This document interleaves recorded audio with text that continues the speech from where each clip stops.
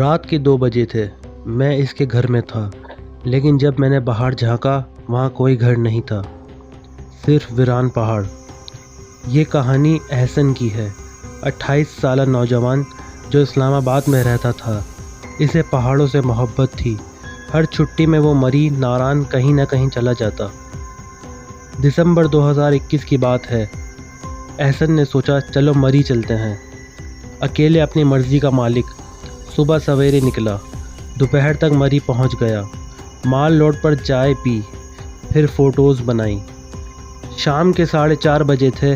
اس نے سوچا تھوڑا آگے نکلتا ہوں۔ وہ ایک کچے راستے پر چل پڑا۔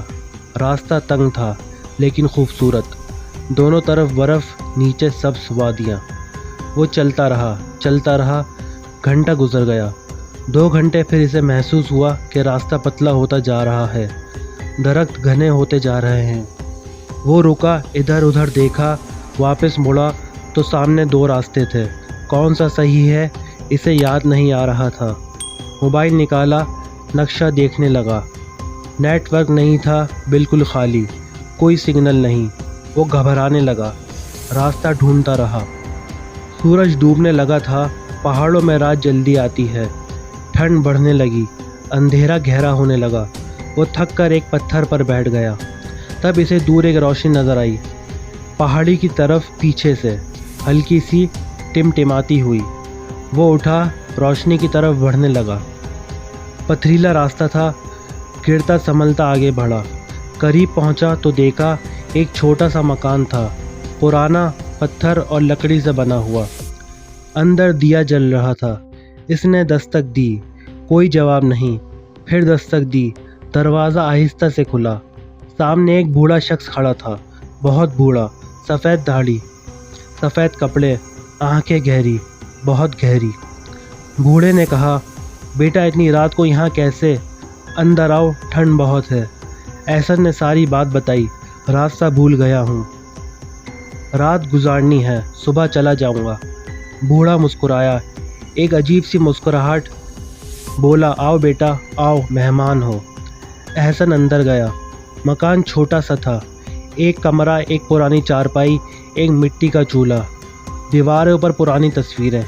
بوڑھے نے کہا، بیٹھو، چائے پیتے ہو؟ احسن نے کہا، جی بہت مہربانی۔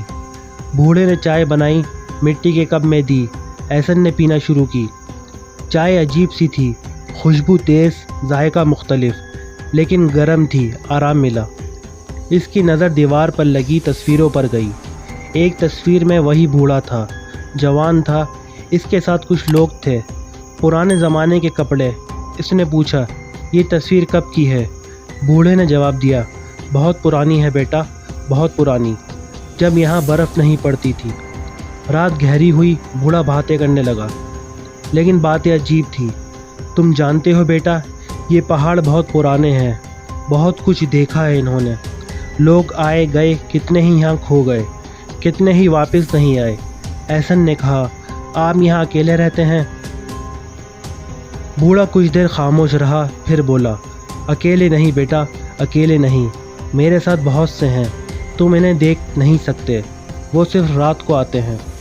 احسن کو عجیب لگا۔ اس نے سوچا شاید بوڑھا بہت اکیلا ہے۔ اس نے زیادہ توجہ نہیں دی۔ رات گئی، احسن کو نیند آ گئی، چارپائی پر لیٹا۔ جب آنکھ کھلی تو صبح کی روشنی تھی۔ وہ اٹھا، بوڑھا نہیں تھا۔ اس نے پکارا، خان صاحب، خان صاحب، کوئی جواب نہیں۔ باہر نکلا تو دیکھا وہاں کوئی گھر نہیں تھا۔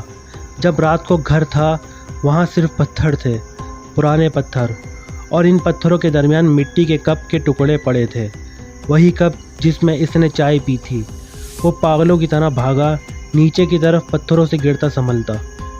کتنی دیر بھاگتا رہا پتہ نہیں۔ پھر اسے دور سڑک نظر آئی، لوگ تھے، گاڑیاں تھیں۔ وہ سڑک پر پہنچا۔ اس نے ڈرائیور سے پوچھا، مری کتنی دور ہے؟ ڈرائیور نے کہا، مری صاحب یہاں سے مری 50 کلومیٹر پیچھے ہے، آپ تو ناران کی طرف آ گئے۔ احسن واپس اسلام آباد پہنچا۔ کئی دن تک اسے نیند نہیں آئی۔ پھر اس نے پرانی کہانیاں پڑھنی شروع کی۔ اسے پتہ چلا کہ مری کے آس پاس کے پہاڑوں میں کئی پرانی ہستیاں تھیں جو برفانی طوفان میں تباہ ہو گئیں۔ ایک گاؤں تھا جس کا نام جھکا تھا۔ 1948 کے برفانی طوفان میں پورا گاؤں تباہ ہو گیا۔ 50 سے زیادہ لوگ مر گئے۔ ان میں سے ایک بوڑھا شخص بھی تھا، سفید داڑھی والا، جس کا نام خان محمد تھا۔ مقامی لوگ کہتے ہیں کہ برف طوفانی رات خان محمد نے اپنے گھر میں کئی مسافروں کو پناہ دی تھی۔ سب مر گئے، خان محمد بھی مر گیا۔ کہتے ہیں کہ کبھی کبھار جب رات اندھیری ہو اور پہاڑوں میں کوئی راستہ بھول جائے تو خان محمد پھر آتا ہے اپنے گھر میں مسافروں کو چائے پلانے۔